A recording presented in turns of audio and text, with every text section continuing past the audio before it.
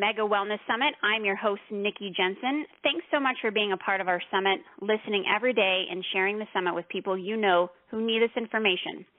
Today's topic is something I know everybody is talking about. It's the latest craze, but yet still is a term that not many people understand yet.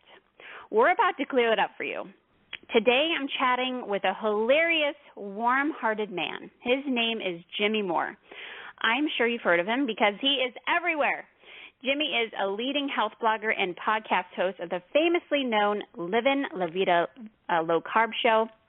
And Jimmy Moore's books include Keto Clarity, your definitive guide to the benefits of a low-carb, high-fat diet, and Cholesterol Clarity, what the HDL is wrong with my numbers.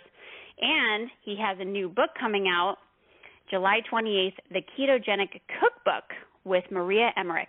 Welcome, Jimmy Moore. I'm so excited to chat with you. Thanks for being on. Wow, what an intro. That's pretty cool, Nikki. And, well, I mean, you're everywhere. You really are.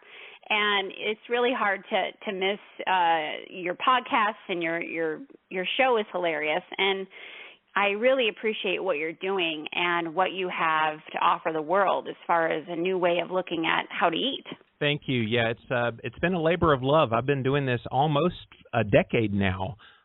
In fact, I'm coming up on episode 1,000 of my flagship podcast, the Livin' La Vida Low Carb Show. So, yeah, it's been pretty exciting to be on the forefront of all this. And I'm just a dude. I'm just a guy that lost weight and was able to change my life. And now I'm trying to change the health of the world. And thankfully, through my podcast and my social media and blog and all the books that I've written, you know, I'm able to do that. I'm reaching so many people, and I'm just so grateful to have that opportunity. Yeah, and you do it well too. I know that you're just a dude, but you're a dude with some talent. And, you know, today we're not going to really talk too much about cholesterol, but I know that that's a big issue for a lot of people. Oh, yeah. And this isn't even a question that I really wrote down, but it just kind of popped in my head going, Those are usually the best. I know. We have to talk about cholesterol for just 1 second. Sure. What the HDL is wrong with my numbers. So I just want to touch on for 1 second, what is cholesterol, and why is such a problem right now? Yeah, so let me tell you a story. Right after I lost weight in 2004, I lost 180 pounds. I did the Atkins diet. And, I went to see my doctor, and I said, you know what, he's going to think I'm a rock star. So I go see him, and, oh, wow, look at all the weight you lost. It's awesome. And he said, how'd you do it? And I said, it was the Atkins diet, because I knew he would have a little bit of apprehension about a low-carb diet. And he said the first thing out of his mouth was not, well, great job. Let's, I'm sure you're healthier. He said, let's check your cholesterol. So I get it run. I'm like, I have nothing to hide. I'm sure it's better. So we run it, and my triglycerides, which are a key blood fat, came back at 43, which is unbelievably good as a cardiovascular risk marker. Really, anything under 100 is really good. And mine was 43. I said, what do you think about that?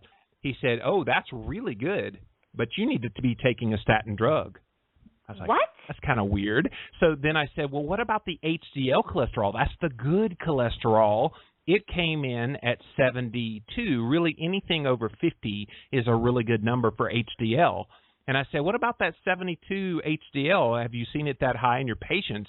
And he said, well, that's one of the highest I've seen in a guy. You girls tend to have higher HDL, but for guys, 72 is pretty rocking it. And he said, that's really good, but you need to be on a statin drug.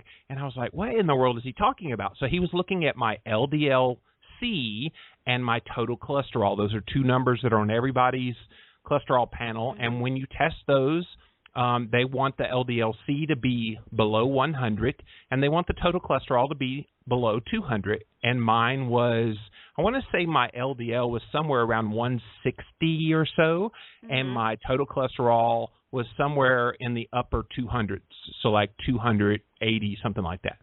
So, and I've always had high cholesterol. So even since I was a little boy, I don't have the familial hypercholesterolemia, the genetic one. Everybody thinks if you have high cholesterol, oh, it must be your genes.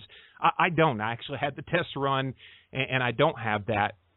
But it got me thinking, he was predicating treatment all on just two numbers on that cholesterol panel, LDL-C and total. Well, LDL-C has problems because did you know it's only an estimated number, calculated number? They take all the rest of your numbers on your panel and they send it through this thing called the Friedewald equation and outspits your LDL-C. Well, if you have lower triglycerides and higher levels of HDL, that LDL-C is going to be miscalculated. So that's a huge error. And then looking at total cholesterol includes one number you want to have higher, that HDL. So I guess he would have been happy if my HDL was 10. Then I would have had total cholesterol below 200.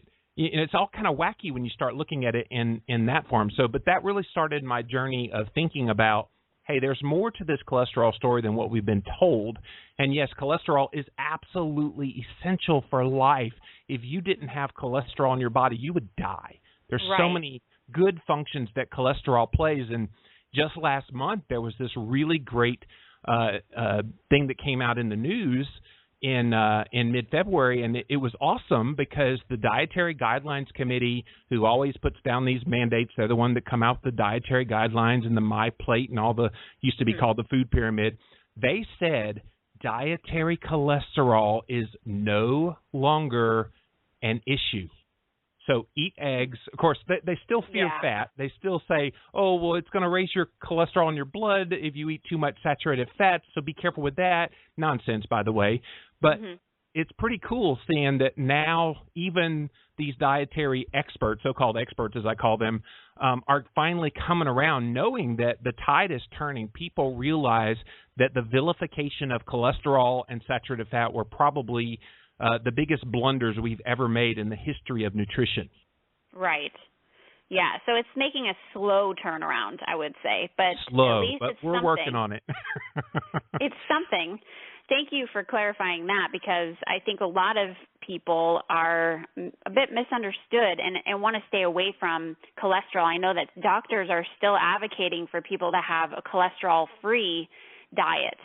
Well, and that's changing now, like I said, with this Dietary Guidelines Committee saying it's not really the cholesterol in your diet that's raising your blood cholesterol, which we've been saying that for years. I've been out here doing this over a decade, and that message has been known for years. In fact, one researcher, a very prominent researcher in the low-carb world, decided to put this to the test on himself. His name is Dr. Steve Phinney, and in one sitting, this is no lie, Nikki, one sitting, he ate 19 eggs because he wanted to see what the impact of all that cholesterol would be on his cholesterol. So before he did that, he tested his cholesterol and got back the number. And then after eating the 19 eggs, he tested it again.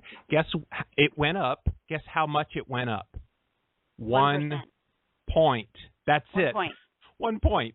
So it was like 188. It went to 189. So oh, my goodness. So it's just amazing, all these things that people just inherently believe. It's a part of what we call conventional wisdom belief thinking, and people have to start thinking for themselves. Everything you've ever thought to be true about health and diet and fitness and nutrition and healthy living and lifestyle, I want you to re-examine it. I want you to really take a hard look at what you believe and why you believe it. And if there's no real evidence behind it, why are we still believing it?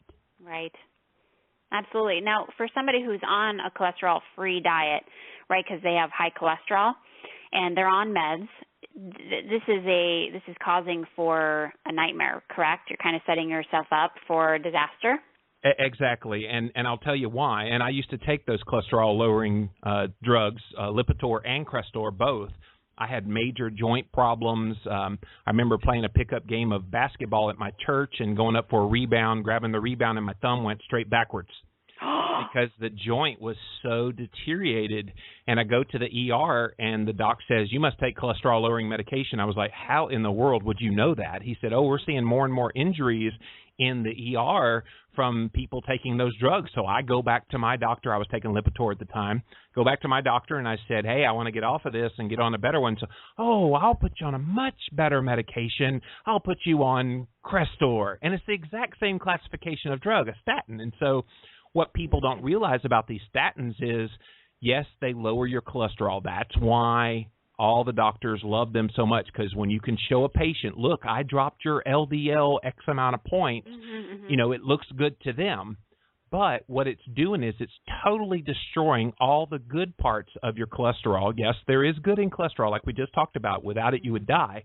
Right. And so cholesterol is kind of like a firefighter, and it's trying to put out fires in your body. Well, what's the fire called in your body? It's inflammation, which is the real culprit in heart disease. So if you have higher levels of inflammation, but then you take a statin drug, or you eat a low cholesterol diet and low fat diet thinking that is helping you, you're actually taking away the very firefighters that would put out the fire of inflammation in your body, and that's going to lead to more, not just cardiovascular issues, but total health issues, things like Alzheimer's down the road start to happen.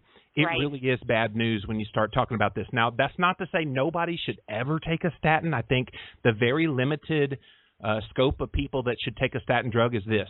If you've had a cardiovascular event and you refuse to make any changes in your lifestyle and diet, if you don't want to do those things, then probably a statin drug will keep you alive a few more years than if you just made the dietary changes that we talk about all the time. I love it. Thank you for that.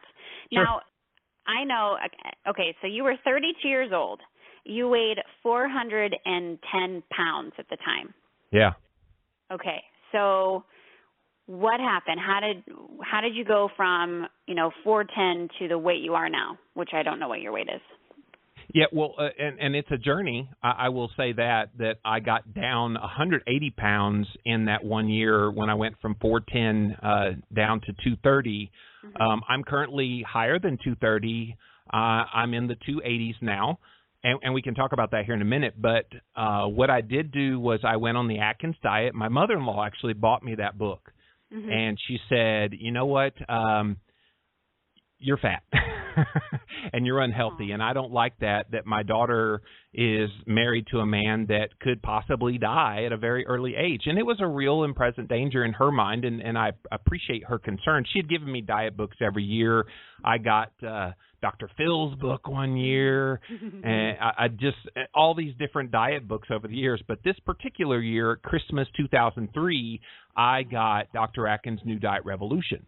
And I read that book from cover to cover, and I thought, man, this guy is whacked out of his mind. How do you cut your carbs? Isn't that where you get your energy from?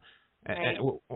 That doesn't make any sense at all. And eat more fat. What do you mean eat more fat? That's going to clog your arteries, raise your cholesterol levels. This was all before I understood it all. And so I was like, well, what the heck? I've done low-fat diet after low-fat diet. And, yes, I'd seen weight loss success, but never long-term, not just weight loss, but getting my health back in order. So I decided to start this January 1st, 2004. And I couldn't even find a scale that would weigh me. I was so big. So I ended up going to a Gold's Gym that had a scale that went all the way to 500 pounds. I said, I'm nowhere near 500.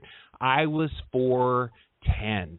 So that was a big shocker. I really thought I was probably like 330. So a lot of cognitive dissonance there that I had to come to terms with. Right. So I started on this diet, and I'm losing weight pretty darn fast. I lost 30 pounds the first month, 40 more pounds the second month, 100 days, 100 pounds gone. I did end up having a little bit of a stall there in the middle, about 10 weeks, so I didn't lose any weight, but I actually lost 10 inches off, or 6 inches, off of my waist over that 10-week period. So I was like, at that point, okay, this is a lot more. This is an interesting diet that I'm doing because it's making me feel satisfied. I'm getting to eat all these luxurious foods like steak and butter and eggs and all the things that have been forbidden forever on the diet. And suddenly I'm able to eat those and lose weight and get healthy. And I didn't tell you, I also was on 3 prescription medications, that high cholesterol medication, the statin I was still taking at that time, the Crestor. And then I was also on breathing medication, and I was on high blood pressure medication. So I was able to come off of all 3 of those medications, and that's when it really became special to me, that this was more than just about weight loss. I know people like to look at weight as a measure of health, but I think health markers are much more interesting. Things like triglycerides being under 100, HDL being over 50, your HSCRP, which is a key inflammation marker in the body, that one under 1.0, your blood sugar under control, your insulin levels lower. I think all of those things are a much more clear indicator of your state of health than whatever your weight is.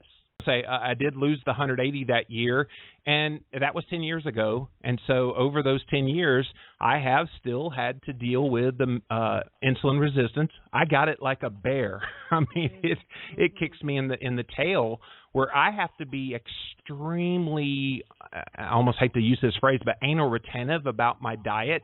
And if I stray even a little bit, and when I say stray, I'm not talking about going and getting a chocolate cake or biscuits or whatever. I'm talking about just having a few more carbs in my diet. So like a half of a sweet potato, that will spike my blood sugar. Right. That will cause problems in my insulin. Me and, too. you know, I've heard people say, well, it's real food, so real food doesn't harm you.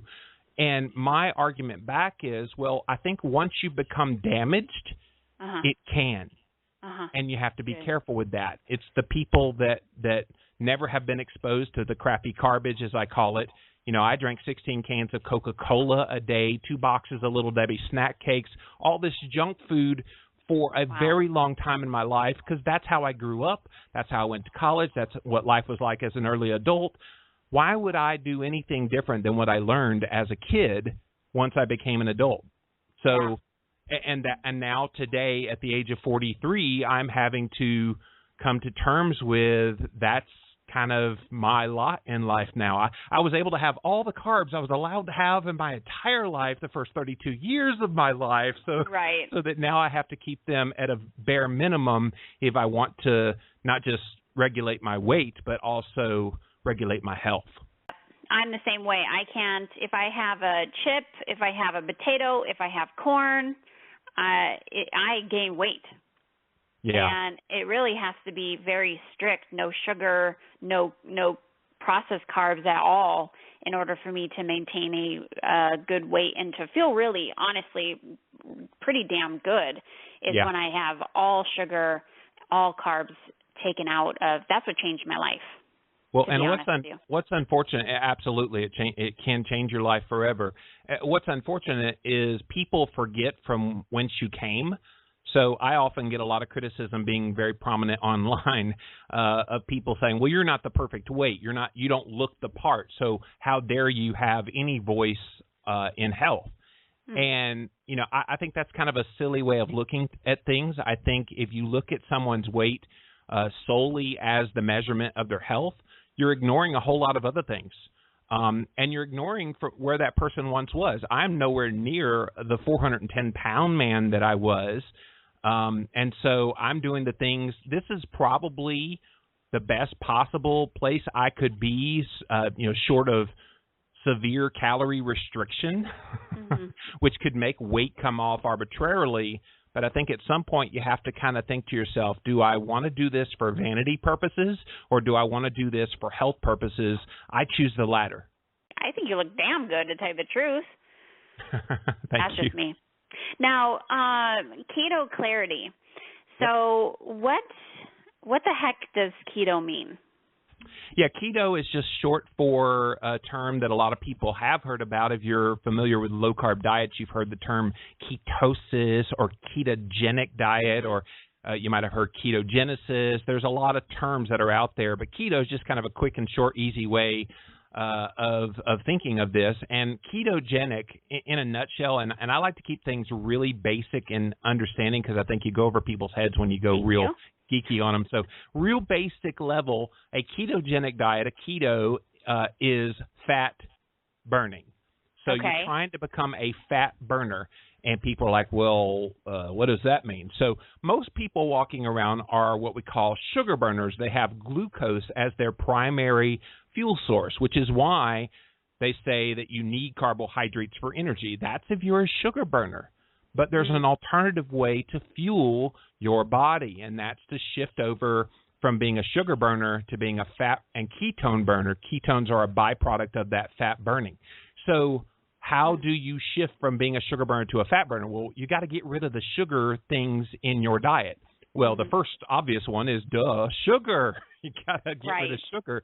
But really anything that would turn to sugar, Nikki, definitely needs to be eliminated or greatly reduced in the diet. So that's all starchy foods, definitely all grains are out, and really anything that would raise blood sugar, which is most carbohydrates, save for maybe a few berries, maybe a few green leafy vegetables, non-starchy vegetables, but that's about it. Mm-hmm. Then the other one, the one that's really shocked a lot of people that have read my book, Keto Clarity, is protein. And people are like, well, I thought protein was good for you. Well, it is good for you in the proper amounts. But what has happened was we become so fat phobic over the past few decades that when people start a low carb diet, they say, well, if low carb is good, low carb, low fat must be better. So they added in chicken breast and broccoli with spray on, that fake butter stuff. I used to do that, so I can laugh at it now, but that's a disaster waiting to happen, because when you don't eat enough fat and you eat too much protein, you're actually doing just about the same as if you were eating a high-carb meal. And people are like, what? How does that work? So protein, when you consume it in excess, in other words, too much protein for your body to do anything with, it can't store protein. So it has to convert it into glucose, which is that sugar we're trying to eliminate. It converts it through the liver through this long geeky G word called gluconeogenesis. But all that is a new way to form glucose in the body, and it does it with the protein. So people don't realize that they could eat 0 carbs and still gain weight, still have high blood sugar, still have high insulin. You got to moderate down on the protein, especially if you're somebody like me who's so super sensitive to carbohydrate. I can't have more than maybe 25 or 30 grams a day. If you're that sensitive to carbohydrates, you're also going to be extremely sensitive to the effects of excess protein. So moderating down on the protein. So you cut your carbs, you moderate your protein, what's left? Oh, yeah, that's right, it's fat. So you eat a high-fat diet, not a high-protein diet, and that's how you shift your body over. Usually it takes about a 2 to 4 week period. I'm thinking 410-pound Jimmy Moore probably would have taken a couple of months for that to happen. But you shift over the fuel source to primarily burning fat for fuel, and that's when you see the ketones. Now, is there a difference? I'm in shock for once, because now I'm going, okay, crap, that's what I eat. I'm thinking I'm eating a low carb diet. What's the difference between low carb versus, a ketogenic diet? What's the difference between what a great question. And people ask me this all the time. In Chapter 2 of Keto Clarity, we actually talk about the differences between the most famous low-carb diet, which is the Atkins diet, the very diet that I did. And Atkins had it right on one thing. He said start at 20 grams of carbohydrate. That's a good place probably for most people that want to be in ketosis. That's a good place for your carbs. Not everybody needs to stay there.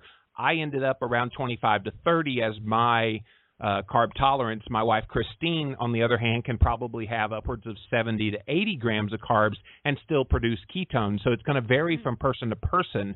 But the thing that I think Dr. Atkins might have missed the point on, only because the technology hadn't been out yet, is the effect of protein. So what he told people to do was unlimited amounts of fat and protein. So again, what did they do? People went out and bought chicken breasts and the very leanest of lean meats, and they forgot that when you don't have carbs as your fuel source, you got to have fat take the place as your fuel source. Well, if you're not eating fat, you can't access all the benefits that you get from being in a state of nutritional ketosis. So yeah, that's the big difference. I think it's the moderation. Fat is in what? So butter? fat, things like, I'm talking about saturated mostly and monounsaturated fats. Definitely not the polyunsaturated fats, the vegetable oils that we're told are healthy, things like canola oil and corn oil, mazola, and soybean oil, which is in every packaged mayonnaise and dressings. You got to avoid those because they're highly, highly inflammatory. What we're talking about is saturated fats. So butter, coconut oil, lard, tallow, full-fat meats and cheeses, real cream, sour cream, cream cheese, really all of these things that would have fat in them, because that's going to be your fuel source. And then there's monounsaturated fats, things like avocados, avocado oil, macadamia nut oil, nuts. All of those are just rich in the monounsaturated fats. And obviously you're avoiding trans fats and avoiding the omega-6 fats from the vegetable oils. Those are the kind of fats, the saturated and monounsaturated, that you're fueling your body with, replacing all those carbohydrates and that protein that you've moderated down. You replace all those calories now with fat calories. Every time I can't believe it's not butter. This is what I want to say to people. I can't believe that you still have this in your refrigerator. Yeah, That's what it really should be. I cannot believe that you have this in your refrigerator. You need to throw this away, and they need to go out of business because. Oh, Nikki, you're preaching to the choir here. I remember visiting my dad at Christmas a few years ago, and I looked in their refrigerator. I was looking for some butter, and they had that, and I went, oh. But see, my dad's had a heart attack and a quadruple bypass surgery, and my stepmom takes a statin, and it's like, really, I know. But, this is the uphill battle that we have to fight, which is why I'm so passionate, because this is personal for me. I mean, I lost a brother at the age of 41. My brother Kevin died from heart disease, morbid obesity, diabetes. All of those complications took his life from this world, and he's kind of the reason. I always think about him anytime I read a story from someone that they say, I'm in this bad situation, I don't know what to do. I'm like, you know what, I'm going to help the other Kevins of the world. First of all, I'm sorry to hear that. And thank you. This is a big mission. This is one of my missions as well, to tell people that it is so important to take back your health and be an advocate for your own health and go within and listen to yourself for what's good for you. And, I think that's coming. I think that's happening now. I think people have gotten over the white coat syndrome. My parents' generation, they believed wholeheartedly, and still do, everything they hear from the man in the white coat. And, while I respect doctors and love what they have to say, when I break my arm, I'm going to let them reset my arm because they know what they're doing. But when it comes to nutrition, this shocks a lot of people too, Nikki. They don't realize doctors don't get training in nutrition. Right. If they're lucky, they get maybe 1 or 2 weeks worth. Some of the old schoolers, I just talked to a Duke University graduate of medical school, and I said, how much nutrition education did you get? He said, I think it was like 1 3-hour seminar and not one word about the role of carbohydrates in your health. Right. Exactly. Scary. And yet they're telling people to go on a low-fat diet, and drives me crazy. Well, because they're listening to the My Plate and the pyramid and the government and oh Lord. Okay, well that's why it's great that there's people in the world like you. So I know that this can really change people's lives. How do people test for ketones? Can you test for it? What a great question. Yeah, there's actually 3 different ketone bodies. It's time for me to get a little geeky on you again. But the 3 ketone bodies in your body, there's one in the urine that's called acetoacetate.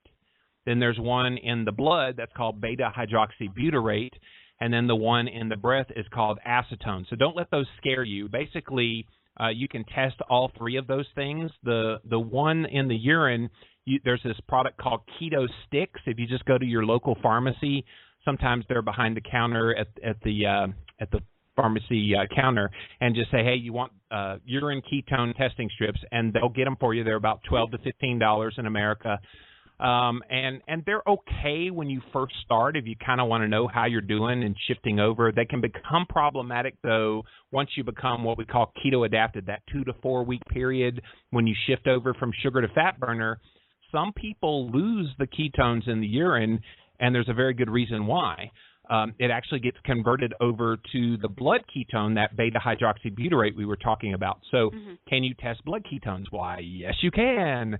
So there's actually a meter called Precision Extra, and that's the one that I highly recommend people get. There is another one called Nova Max Plus, but it's not very reliable. When you have lower levels of ketosis, it just says LO. It doesn't really tell you what the number is. So that doesn't help people. They need to know precisely what their blood ketone is. So the unfortunate thing is a blood ketone meter like Precision Extra, you can't get in a pharmacy. I have tried. I have begged the company, please put these in stores.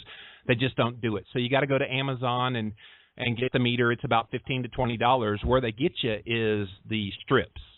So the testing strips can be anywhere, depending on where you get it online. Don't buy it on Amazon because they're $5 to $6 a piece, each strip on Amazon. But if you do a little bit of a Google search, and I think the Canadian pharmacies, so if you kind of Google Canadian pharmacies blood ketone, you'll find them there for about $2 a piece.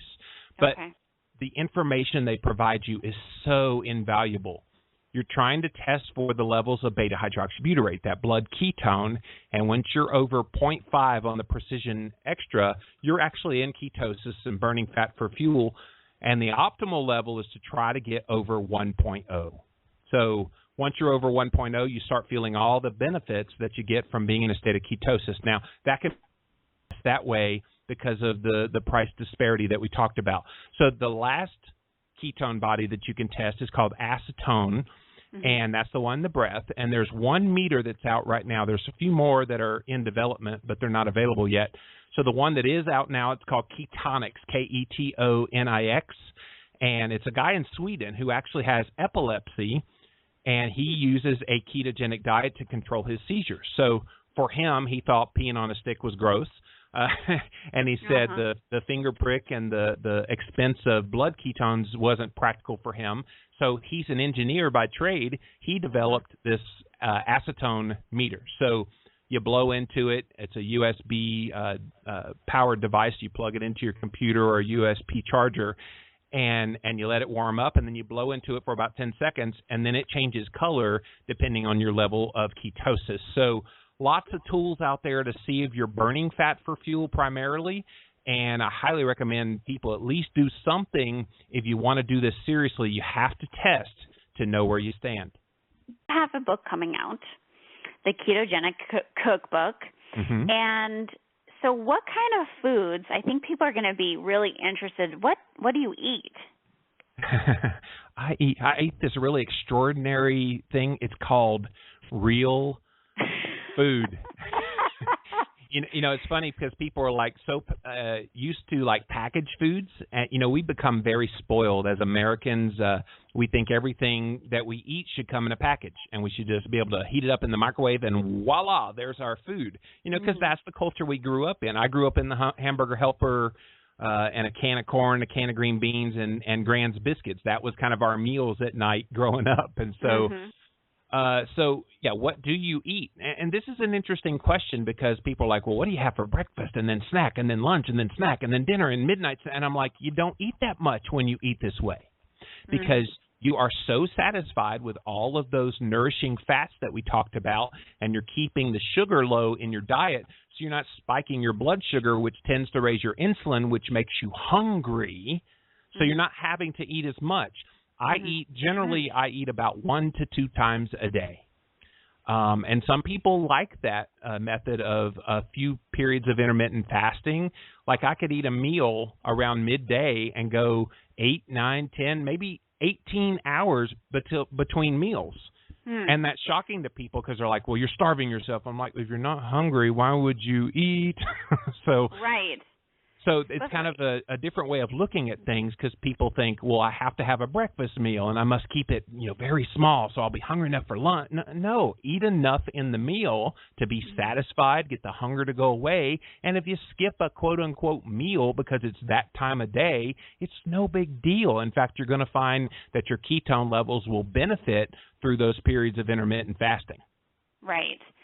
What about for somebody who has hypoglycemia or, have blood sugar problems and that have to eat more often?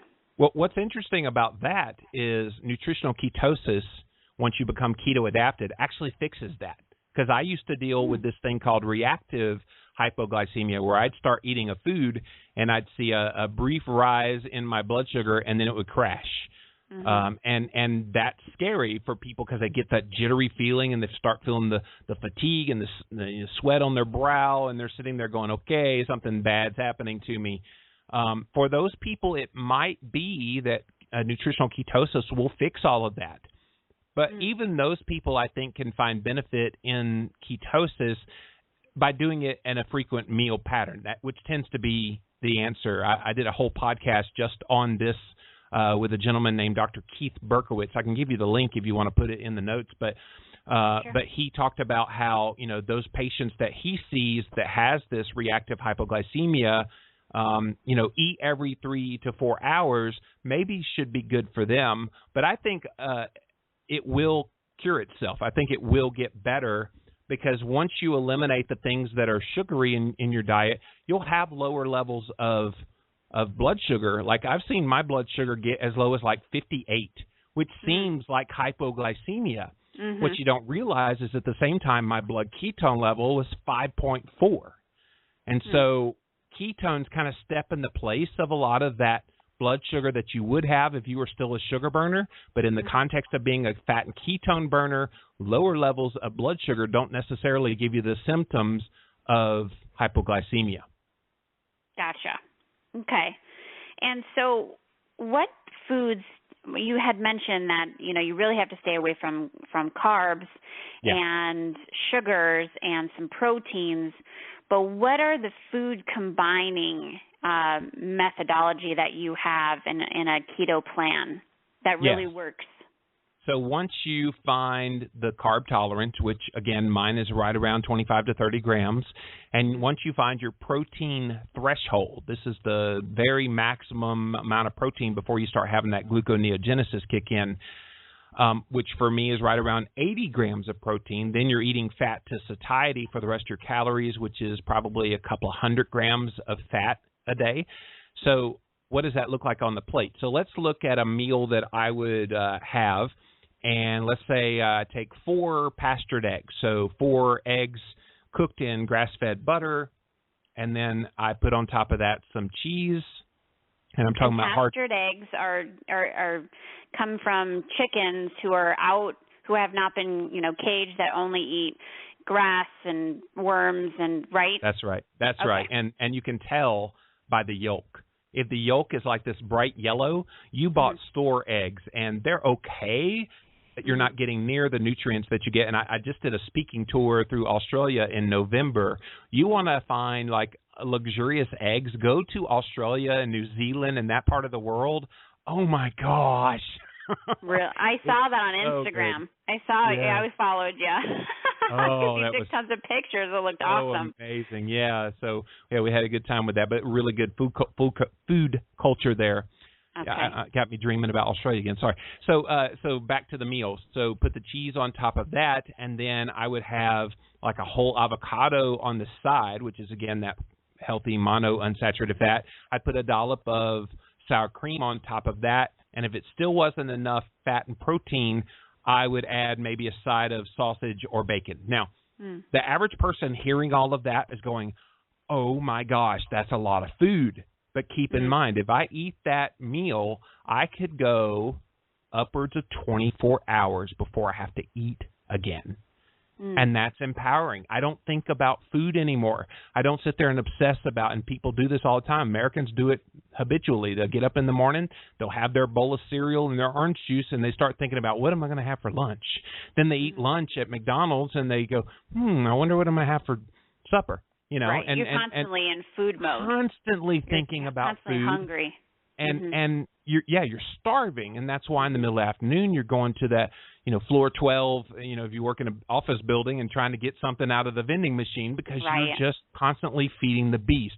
Get off the roller coaster, eat more fat, and then, when people say, are you going to have lunch today? And I've already had a meal like in the morning and I'm not hungry. I'll go, oh, I'm eating now. I'm having ketones.